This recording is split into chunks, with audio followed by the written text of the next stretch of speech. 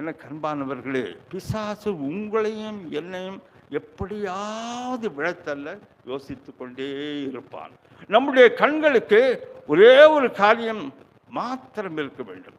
தேவனுடைய குமாரன் எனக்காக, என்னுடைய பாவங்களுக்காக, என்னுடைய மீட்புக்காக கிருபாதார பலியாக ஒப்பு கொடுக்கப்பட்டார். அதை மறக்கவே கூடாது, அதை மறக்கவே கூடாது.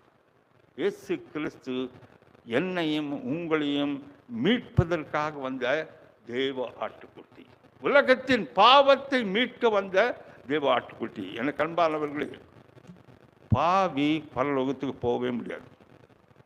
அதற்கு வேற வழியே கிடையாது. நீங்களும் நான் எப்படியாவது அட்ஜஸ்ட் பண்ணி உள்ளே போயிடலான்னு பாருங்க. பாவி என்னவாக வேண்டும்? தைரியமாக சொல்லுங்க, யாருன்னா பரிசுத்தவானாக மாற வேண்டும். விசுவாசி